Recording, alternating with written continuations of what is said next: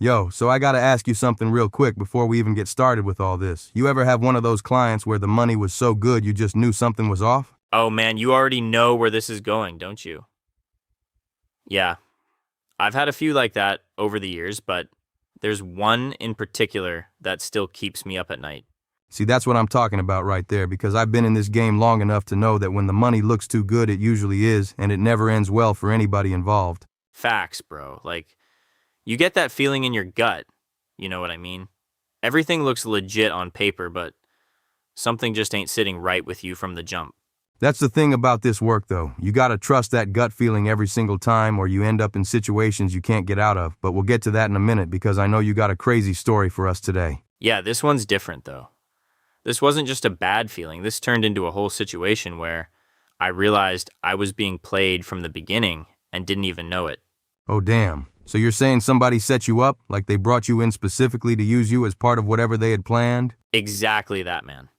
They needed legitimate security to establish a pattern, make everything look normal, and I was the guy they picked to do it without even knowing I was doing it. Yo, that's some next level chess moves right there, using the security as part of the trap itself. But alright, let me paint the picture for everybody listening right now so they know what we're about to get into. Miami, 2:47 in the morning, the Delano Hotel, South Beach. Brandon Hall is standing outside the presidential suite doing what he does, keeping his clients safe, when he notices something that makes his blood run cold. The same black Escalade has circled the block 3 times in 10 minutes, and when you're in this line of work, you know that's not a coincidence, that's surveillance, that's somebody tracking movements and timing their approach. His client, a B-list rapper with way too much cash for his level of fame, is inside the suite with 2 women he just met at the club a few hours ago, living his best life, completely unaware of what's about to go down. Brandon's earpiece crackles with his partner's voice, and he can hear the fear in it immediately, the kind of fear that only comes when a professional recognizes another professional and knows things are about to get violent real quick. 4 men, tactical gear, coming up the service elevator, and then Brandon sees it, the thing that changes everything, a manila envelope on the hallway floor with his client's full itinerary, every single movement for the past week, written in his own handwriting. Someone on his team sold them out, or worse, the whole operation was designed to use him from the beginning, and those 4 men coming up that elevator, they're not fans looking for autographs, they're a kidnapping team, and they're about to make their move. Man, just hearing you say it out loud like that brings me right back to that moment, that feeling when everything clicks and you realize you're not the protector anymore. You're part of the trap. But before we get into all that crazy stuff, we gotta rewind this whole thing, because I know people listening are wondering how you even got into celebrity protection in the first place, because that's not exactly entry-level work, right? Nah, definitely not entry level. I started out doing nightclub security down in Atlanta, working the VIP sections at all the major clubs, Magic City Compound, all those spots where the real money moves through on the weekends. Oh, okay. So you came up through the club circuit like a lot of us did. That's actually the best training ground, because you see everything in those environments, every type of person, every type of situation. Exactly, bro. And I had military background too, did 6 years in the Army, but working those clubs taught me the difference between crowd control and actual threat assessment. You know what I mean? Yeah, because in the military they teach you tactics and procedures, but in the clubs you gotta read people, read situations, figure out who's really a problem and who's just drunk and loud, right? That's it right there, man. You learn to spot the difference between somebody who's going to talk trash all night versus somebody who's actually about to do something, and that skill saved my life more than once. So what was your first actual celebrity detail like? Because I'm assuming it wasn't some A-lister right off the bat. You probably started with somebody smaller and worked your way up. Yeah, my first one was actually a reality TV star, one of those love and hip hop type situations. And at first I thought it was going to be easy money, just keep the fans away, make sure nobody gets too close. But it wasn't that simple though, was it? Because it never is with these celebrity situations. There's always something going on beneath the surface that you don't know about until you're already in it. Man, you already know, so I'm working this detail, and she keeps getting these weird messages, flowers showing up at the hotel, notes left at the club, and I'm thinking, okay, obsessed fan, we've all seen this before. Right, that's standard stalker behavior. Happens to celebrities all the time, but I'm guessing there was more to it than just some fan who couldn't let go. Way more to it, bro. Turns out the stalker was her ex-boyfriend's cousin, and this dude was connected to a whole crew running credit card fraud and scams through the clubs, using the celebrity appearances to network and find new marks. Oh, damn. So it wasn't even about her personally. It was about her being in the way of their operation or knowing too much about what they were doing. Exactly that. She had information about their operation from when she was dating the ex, and they wanted to make sure she stayed quiet about it. And if she didn't, well, that's where the stalking turned into actual threats. See, that right there is what people don't understand about celebrity protection. You're not just dealing with fans and paparazzi. You're dealing with actual criminal enterprises that see these celebrities as either assets or threats, depending on what they know. Facts, man. And that first detail taught me real quick that this world has a darker side than most people realize. And you gotta be ready for anything because the threats come from places you don't expect. So how did you transition from club security in that first detail into doing this full time? Because I know the celebrity circuit is tight. You got to build a reputation before people trust you with their high-profile clients. So what happened was I'm working the club one night and this rapper comes through, mid-level guy, but he's carrying like 80,000 in cash because he just got paid for some club appearances and didn't trust banks. 80K in cash? Yo, that's wild, bro. I've seen that before, though. These dudes get paid in cash for appearances and just walk around with it like it's nothing, not thinking about how that makes them a target. Right, and that's exactly what happened. 3 dudes tried to rob him in the parking lot, but I saw it developing from inside the club, saw them following him out, and I went into action mode immediately.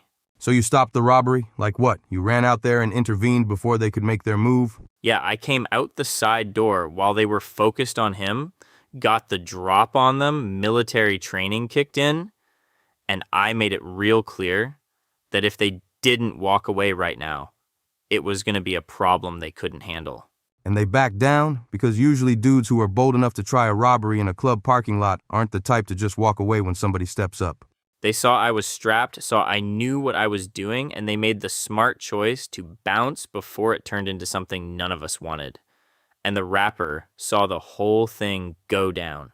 Okay, so that's how you got your reputation then. Word got around that you saved this dude from getting robbed for 80 grand, and next thing you know, you're getting calls for executive protection work? Exactly, bro. He told everybody about it, and I started getting recruited into the celebrity circuit because I understood both the nightlife world and tactical security, which is rare. Most people only know one side or the other. That makes sense because you need both skill sets in that environment. You got to be able to handle yourself tactically, but also navigate the social dynamics of clubs and celebrity culture, which is a whole different game. Right, and what I learned real quick is that celebrities attract dangerous attention, not just from fans, but from people who see them as walking ATMs or leverage for other operations, criminal enterprises looking for easy money. Talk to me about the money, though, because I know these celebrity details pay different than regular security work, and sometimes that money itself is a red flag that something ain't right with the situation. Man, the money is incredible when you get into that world. Like we're talking 10, 15, 20,000 for a week's work. All expenses paid, staying in 5-star hotels, eating at the best restaurants, living a lifestyle most people never see. But that's also where things get dangerous, right? Because when somebody's paying you that much money, they either really need protection or they're using you for something else and you don't even know it yet. Exactly. And that's what happened with this Miami situation we're about to get into because the money was so good. I should have known from the jump that something was off, but I let it slide because I wanted the payday. All right, so walk me through how you got this particular job, because I'm assuming they reached out to you, they didn't just find you randomly, somebody recommended you, or they were looking for someone with your specific skill set. So I get contacted by this management company I'd never worked with before. They said they got my name from another security professional in the industry, and they need somebody for a week-long detail in Miami for a rapper named Peso. Peso? I don't think I've heard of him, but that doesn't mean anything because there's a million rappers out there these days. But you said week-long detail in Miami. That already sounds like it's going to be a situation. Right, and the money they offered was insane, bro. $15,000 for the week, all expenses paid, first-class flights, 5-star hotels, and they wanted to pay me half upfront in cash before I even got on the plane. Hold up, they wanted to pay you half up front in cash? That right there should have been your first red flag because legitimate companies don't operate like that. They do contracts and wire transfers and all that professional stuff. Man, you're right, and I knew it at the time too, but I'm looking at $7,500 in cash sitting on my table, and I'm thinking, okay, maybe they just do things different. Maybe this is how the entertainment industry works. Nah, see, that's how they get you though. They give you that cash up front so you're already invested, already committed, and by the time you realize something's wrong, you're in too deep to just walk away from it. Facts, bro. So I take the job, fly down to Miami, and the first thing I notice is that this dude Peso is mid-level famous. Like, he's got some music videos, does club appearances, but nothing that would justify the kind of money he's throwing around. What do you mean by that? Like he's spending more than what his career level would support? Because I've seen that before with artists who are fronting, trying to look bigger than they really are. Way more than that, man. First night we hit 3 different clubs, and at each spot he's buying out the bar $20,000 in bottles, tipping dancers $500 bills like it's nothing, just making it rain everywhere we go. Okay, so he's spending 60 grand in one night on bottles and tips, and you're saying his streaming numbers and career don't match that kind of cash flow. That's definitely suspicious. That money's coming from somewhere else. Exactly what I'm thinking, and I start paying closer attention to everything. Who he's talking to, who's approaching him, what conversations are happening when he thinks I'm not listening, and patterns start emerging real quick. What kind of patterns are we talking about? Like, is he meeting with the same people at different spots, or is he doing handoffs, or what's giving you that bad feeling? So outside the second club we hit, I noticed these graffiti tags on the wall, and I recognized the symbols from my Atlanta days, specific crew tags that are connected to organized criminal networks, not just random street gangs. Oh, damn. So you're seeing markers that this area is controlled by a specific organization, and your client just happens to be doing business in their territory? That's not a coincidence, bro. Not at all, man. And then Peso starts getting these phone calls he won't take in front of me. He steps away, speaks in Spanish, and when he comes back, he's nervous, sweating, looking around like he's expecting something bad to happen. So he's getting pressure from somebody, probably whoever he's working for or working with, and he's scared enough that it's showing through even though he's trying to play it cool? Right, and the management company keeps changing the itinerary last minute. Like, we're supposed to go to one club, but then suddenly we're going to a different one, different hotel, always upgrading to better suites, and nothing makes sense about the logistics. Wait, so they're changing locations on you constantly? That's either terrible planning or they're deliberately keeping you off balance so you can't establish proper security protocols, which is a huge red flag for any protection detail. Exactly, bro. And I'm trying to do my job right, trying to advance locations and set up secure routes. But I can't do any of that if they're changing everything 2 hours before we're supposed to be somewhere. So what does your partner think about all this? Because you said you had another guy with you, Marcus, right? Is he seeing the same red flags, or is it just you getting paranoid? Marcus sees it too, man. Third night in, he pulls me aside and says, "Yo, we're being followed. Same vehicles, different drivers, professional surveillance, and they're not even trying to hide it anymore. They want us to know they're watching." That's when you know it's serious. When they stop being subtle about the surveillance because they want to send a message or they're getting ready to make their move and don't care if you know they're coming. Right, and then Peso's friends start showing up uninvited, dudes with prison tattoos, carrying bags they won't let me check. And when I tell them I need to inspect anything coming into Peso's area, they just laugh at me like I'm a joke. Oh, hell nah. If somebody's laughing at security protocols, that means they know you don't have any real authority in this situation, which means you're not actually protecting the client, you're just there for show. That's exactly what I realized, bro.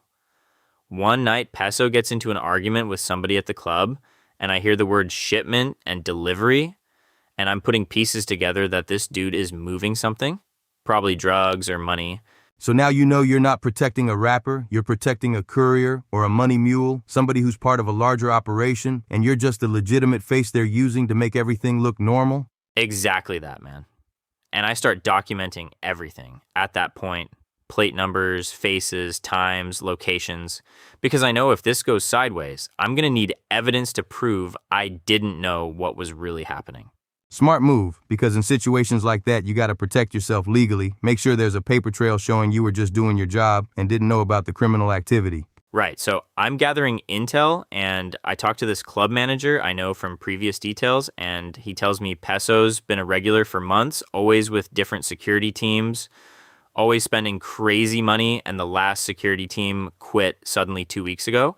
Hold up, the last team quit 2 weeks ago? Did the manager say why they quit, or what happened that made them walk away from what I'm assuming was also good money? He didn't know the details, just that they left in a hurry and didn't finish the contract. And when security professionals walk away from money like that, it means they saw something that scared them more than losing the payday. Facts, because we don't just quit jobs for no reason, especially when the money's good. So if they bounce that quick, it means they realized they were in danger or about to be implicated in something criminal. Exactly. And Marcus pulls me aside again. This is like night 4, and he says, "Man, I think we're babysitting a money mule and somebody's about to make a move. We need to consider getting out of this situation before it goes bad." So Marcus wants to bail, which is probably the smart play, but you're already 4 days in, you've taken the money, and walking away at that point might make you a target too, if these people think you know too much. That's the calculation I'm making in my head, bro. Do we finish the week and hope nothing happens, or do we walk away now and potentially make ourselves targets because they think we're going to talk about what we've seen? That's an impossible position to be in, man, because either choice could get you killed, and you don't even fully understand what you're in the middle of yet. You just know it's bad. Right, so we decide to stay but be extra vigilant, and that brings us to night 5, which is when everything goes completely sideways, and I realize just how bad the situation really is. Okay, so it's night 5 of 7. You're at the Delano Hotel in South Beach, and this is where the whole thing with the Escalade and the envelope happens, right? Yeah, exactly. So Peso's in the presidential suite with 2 women he met at LEV nightclub earlier that night. And I'm posted in the hallway doing my job. Marcus is covering the lobby, standard security setup. What time is this at? Because you said 2:47 in the beginning, so it's late, most people are asleep, hotel's quiet, which actually makes it easier to spot threats if you know what to look for. Yeah, 2:47 in the morning, and I'm standing there scrolling through my phone, trying to stay alert, when I notice this black Escalade circle the block for the 3rd time in about 10 minutes. And my training kicks in immediately. 3 times in 10 minutes means they're timing something, figuring out patrol patterns, or waiting for a specific moment to make their move. That's textbook surveillance before an operation goes down. Exactly what I'm thinking. So I'm about to call Marcus and tell him to watch for the Escalade when I look down and see this manila envelope on the carpet right by the elevator. And something tells me to pick it up. Wait, so somebody left an envelope right there in the hallway outside the suite? That's not normal at all, bro. What's in the envelope? I open it up and my heart just drops, man. It's a full itinerary. Every location we've been to for the past 5 days, every hotel, every club, flight numbers, room numbers, even my shift schedule showing when I take breaks. Oh shit, so they've been tracking everything, documenting all your movements, and now they're showing you that they know exactly where you are and when you're vulnerable? That's psychological warfare right there. But here's the worst part, Jay. The handwriting on some of these notes is mine, like word for word from the briefing packet the management company gave me when I took the job, which means somebody copied my paperwork or the whole company was in on it. Hold up, you're telling me your own notes ended up in that envelope? So either somebody on your team sold you out or the management company that hired you was never legitimate in the first place? That's exactly what I'm realizing in that moment, bro. And before I can even process it, my earpiece crackles and Marcus comes through, and I can hear the fear in his voice immediately. He says, "We got a problem." What kind of problem? Like, what does he see that's got him scared enough to break radio protocol and just call it out like that? He says, "Service elevator, 4 men, tactical gear, moving fast." And I know right then that this is a professional Snatch team, not random thugs. These are trained operators, and they know exactly where they're going. 4 men in tactical gear coming up the service elevator at 3 in the morning. That's a military-style operation, bro. And if they're that organized, it means they've been planning this for a while, probably since before you even got hired. Right, and my mind is racing through options. Like, do I call the cops? Do I try to evacuate Peso? Do I stand and fight? And I've got maybe 30 seconds to make a decision before they're on this floor. So what's going through your head right now? Because you're one dude with a pistol against 4 trained operators in tactical gear, and you don't even know if your client is worth dying for at this point. I draw my weapon and knock on the suite door hard, and Peso answers in a robe, looking annoyed like I'm interrupting something. And I tell him straight up, "We need to move now. You're about to be kidnapped." How does he react to that? Because if he's innocent, he'd be confused and scared. But if he knows what's happening, he'd react different, right? His face goes white, Jay. Not surprised white, terrified white. Like he knew this was coming eventually, and now it's here. And he starts babbling in Spanish about the organization, and they found me, and I was supposed to have more time. So he knew people were after him, he knew this was a possibility, and he hired you anyway without telling you the real situation? That's foul, bro. That's putting your life in danger without your consent. Exactly. And the two women in the room start screaming, and I'm thinking they might be part of it too. Maybe they're plants to keep him distracted or to confirm he's in the room. I don't know who to trust. That's the worst part about these situations. You can't trust anybody because everyone could be compromised, everyone could be working for the other side, so you gotta treat everybody like a potential threat. Right, and then Marcus comes over the radio again, and I hear him say, "They're on your floor. I'm engaging." And then I hear gunshots, loud ones, and then nothing but static and silence. Oh no, so Marcus tried to stop them and they took him out? Like, is he dead or just down? Because that silence after gunshots is the worst sound in the world when it's your partner? I don't know, bro. And that's what's killing me in that moment. I don't know if he's dead or wounded or captured.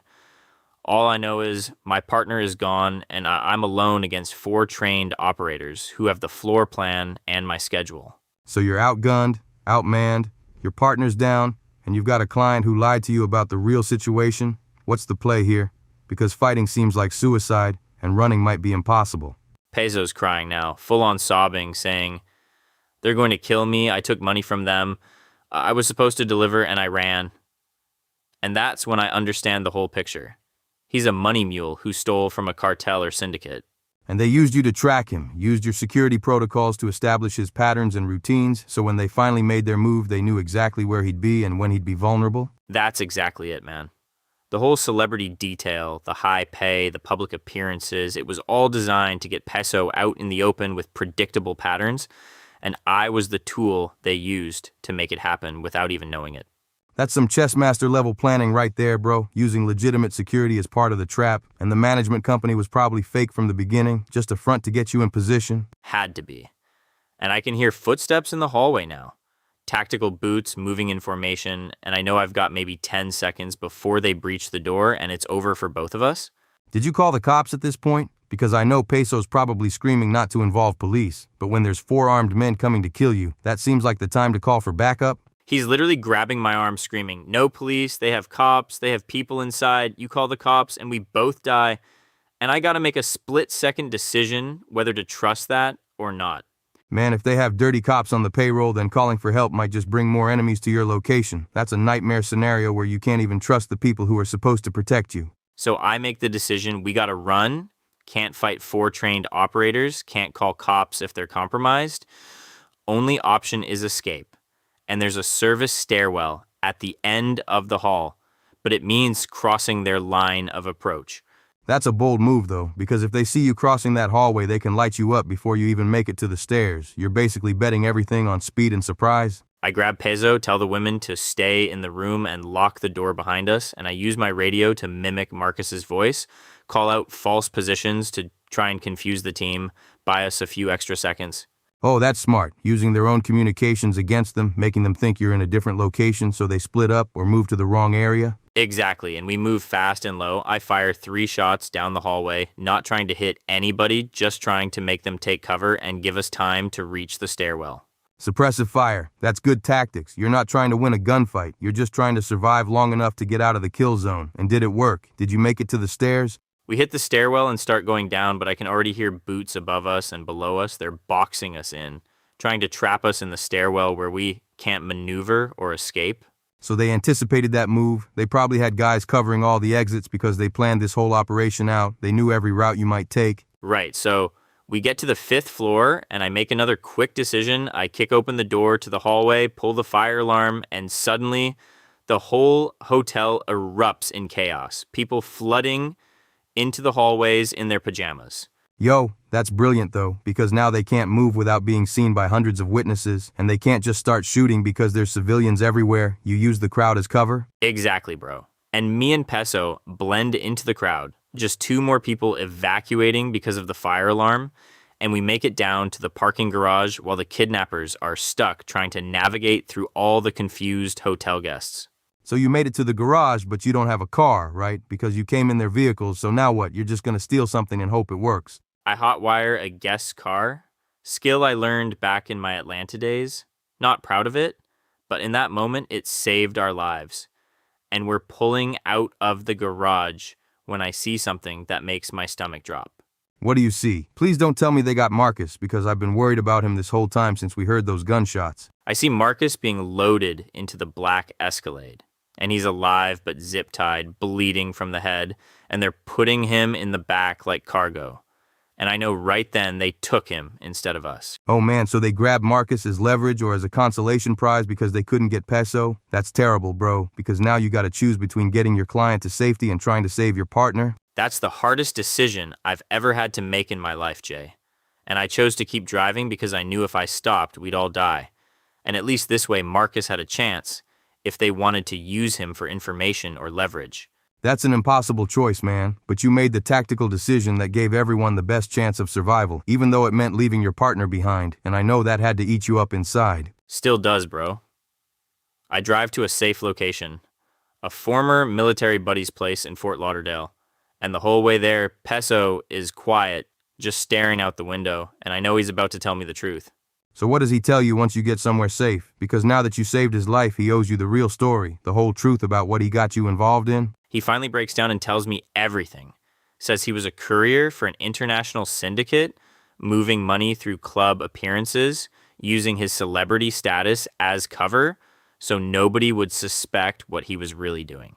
So the whole rapper thing was just a front for money laundering operations? That makes sense with all the cash he was spending. It wasn't his money. He was cleaning it through the clubs. Exactly, and he was supposed to deliver $2 million in laundered cash to a connection in Miami, but instead he took the money and ran, thought he could disappear and start over somewhere else. $2 million?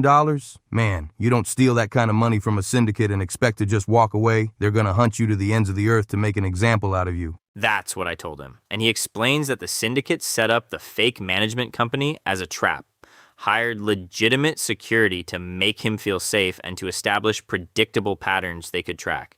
So they used you to build the cage without you even knowing you were doing it, and once they had enough information about his routines and locations, they sent in the Snatch team to grab him? Right, and he says, I was never supposed to be hurt, they just needed me to do my job properly so they could predict where he'd be, and when he'd be vulnerable, I was a tool in their operation. That's cold-blooded, bro, using somebody's professionalism against them like that, knowing that a good security professional will establish routines and protocols that can then be exploited. And Marcus getting taken was just leverage, a message to me to stay quiet about what happened, because if I talk to the cops or the media, Marcus dies, then I die. That's how these organizations operate. So what do you do at that point? Because you want to save Marcus, but you also want to get justice for what happened. And Peso's sitting right there, the guy who got you into this mess in the first place. I want to call the police, want to report everything, but Peso warns me that they have people inside, detectives, judges, people you can't touch, and if I go to the cops, Marcus dies for sure. Man, if they have cops and judges on the payroll, then the whole system is compromised. There's no safe way to report this without potentially making things worse for Marcus. That's a terrible position to be in. So I spend the next 2 days trying to find Marcus through back channels, calling in favors with former military contacts, reaching out to people in the private security world who might have connections or information. Did you get any leads? Because I'm assuming these syndicate people are professionals who know how to disappear someone without leaving traces, but maybe somebody saw something or heard something? Nothing for 2 days, just silence. And I'm thinking the worst, thinking they killed him and dumped him somewhere. And then I get a call from a blocked number, and it's Marcus's voice. Shaky but alive. Oh, thank God, so they let him go? What does he say? Like, does he tell you what they did to him or why they released him? He says, I'm okay, they let me go, don't look for them, don't talk about this, we were never there. And I can hear the fear in his voice, like they put something in him that broke his spirit. So they interrogated him, probably roughed him up, and then released him with a warning to keep his mouth shut, using fear as insurance that he won't talk to authorities or come after them. Exactly, and Marcus shows up the next day looking like he aged 10 years in 3 days, bruised face, traumatized eyes. Won't tell me everything that happened, but I can see it changed him permanently. That kind of trauma stays with you forever, man. And even though he's physically okay, mentally and emotionally he's going to carry that for the rest of his life, and that's on top of the physical injuries they gave him. He was interrogated about what he knew, what I knew, what Peso told us, and then they released him with a clear message that if either of us ever talked about this, they'd come back and finish the job. What about Peso, though? Like, did he disappear after you got him to safety? Or did they eventually find him and make him pay for stealing that $2 million? Peso disappeared the same day Marcus came back, just gone. And I later heard through the club circuit that he probably paid his debt one way or another, either with his life or by working it off doing jobs for them. So the Syndicate got what they wanted in the end, either got their money back or got revenge on Peso, and you and Marcus were just collateral damage in their operation, pieces on a chessboard you didn't even know you were playing on. That's exactly how I felt, man. Like, we were pawns being moved around by people we couldn't even see. And the worst part is knowing we helped them without even realizing what we were doing.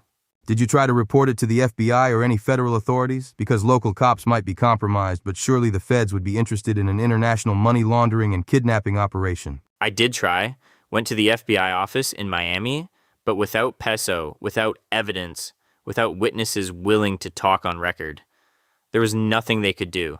And they basically told me to drop it for my own safety. That's frustrating as hell, though, knowing something happened, knowing people were hurt and laws were broken, but the system can't or won't do anything about it because the criminals are too well connected and organized. Right, and I found out later through a club manager contact that 2 cops in Miami PD were arrested about 6 months after all this went down. They were running protection for smuggling operations at local venues, same syndicate we dealt with. So Peso was right about cops being on the payroll, and if you had called the police that night, they probably would have tipped off the Syndicate and gotten you killed. Man, that's crazy that the corruption went that deep. That's when I realized how close we came to dying, because one wrong move, one call to the wrong person, and we would have been done. The system itself was working against us. How did this whole experience change the way you work now? Because I'm assuming you don't just take any celebrity detail that comes your way anymore. You probably vet everything way more carefully. Completely changed my approach, bro. I stopped taking celebrity details from unknown management companies. I don't care how good the money is. If I can't verify who I'm working for and who the client really is, I walk away. That's smart, because the money's not worth your life or your team's lives, and if something feels off from the beginning, it's probably going to get worse as things develop. Trust your gut always. I now vet every client personally, demand to meet them face to face, understand their real situation and why they need protection. And if they're not willing to be honest with me about the threats they're facing, I don't take the job. Because you can't protect somebody if you don't know what you're protecting them from. And if they lie to you about the threats, they're putting you in danger without giving you the information you need to keep both of you safe. Exactly. And I also verify the management companies now, make sure they're legitimate businesses with real addresses and real people. Not just a phone number and a cash payment like that Miami situation. What about Marcus? Like, is he still in the industry, or did this whole thing make him quit executive protection entirely? Marcus left the industry completely, man. He works corporate security now, office buildings, nothing tactical, nothing high risk. And I don't blame him at all, because what he went through would make anybody want to step away from this life. That's understandable, because getting kidnapped and interrogated by a criminal syndicate is enough to make you reevaluate your whole career choice, especially when you realize the money's not worth the trauma. He told me before he left that he still sees those black Escalades in his nightmares, still wakes up thinking they're coming for him. And that's no way to live, constantly looking over your shoulder.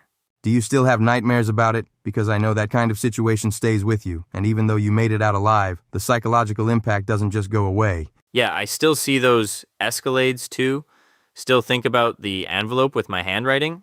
Still wonder if I made the right call leaving Marcus behind to save Peso, even though logically I know it was the only option.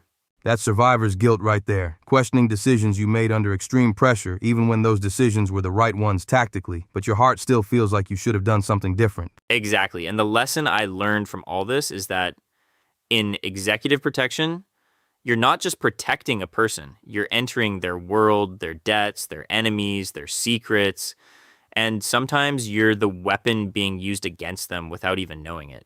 That's deep, bro, and it's something people outside this industry don't understand. They think we just stand around looking tough, but really we're navigating criminal enterprises, corrupt systems, and complex situations where one wrong move gets you killed. And sometimes the biggest threat isn't the obvious one, it's the people who hired you, the system that's supposed to protect you, the partners you think you can trust. Everything can be compromised and you won't know until it's too late. Brandon, man, that's heavy. I appreciate you sharing that story with us because people need to hear the real side of this industry. Not the glamorous Hollywood version, but the actual dangerous reality of what we deal with. Thanks for having me, Jay. And if this story helps even one security professional avoid a similar situation, then it was worth talking about, even though it brings back a lot of difficult memories. For everyone listening right now, this is the real side of executive protection that nobody talks about in the training courses or the certification programs. This is what actually happens when you're protecting people who are involved in things you don't understand. You're not just protecting bodies, you're navigating criminal enterprises, corrupt systems, and sometimes you're the one being played without even realizing it until everything goes sideways and people start shooting. If you're in this industry or thinking about getting into it, vet your clients thoroughly, trust your gut when something feels off, and know when to walk away from money that's too good to be true, because it usually is. Brandon, any final advice for security professionals out there who might find themselves in a similar situation where they realize they're in over their heads? Yeah, I'd say the money's never worth your life, and it's definitely not worth your team's life. If something feels wrong from the beginning, it probably is. Walk away and don't look back. And if you do find yourself in a situation like I was in, where you're trapped and outgunned and don't know who to trust, focus on survival first, justice second, because you can't help anybody if you're dead. That's real advice right there. Survival first. Everything else comes after, because dead heroes don't help anybody. You gotta live to fight another day and learn from the experience. Appreciate you coming on the show, brother. Stay safe out there. And for everyone listening, take this story seriously because it could save your life one day when you recognize the warning signs. Thanks, Big J. Appreciate you letting me share this. And everybody stay alert out there. Trust your training, trust your gut, and don't be afraid to walk away from situations that don't feel right. For everyone listening, subscribe to The Protection Perspective wherever you get your podcasts. Leave us a review if this episode helped you understand the real dangers of this profession, and share it with anyone in the security industry who needs to hear it. Real stories, real consequences, real professionals sharing their experiences so you can learn from what they went through and hopefully avoid making the same mistakes or walking into the same traps. Until next time, stay alert, stay alive, and remember that your gut feeling is usually right. So when that little voice in your head says something's wrong, listen to it and act accordingly.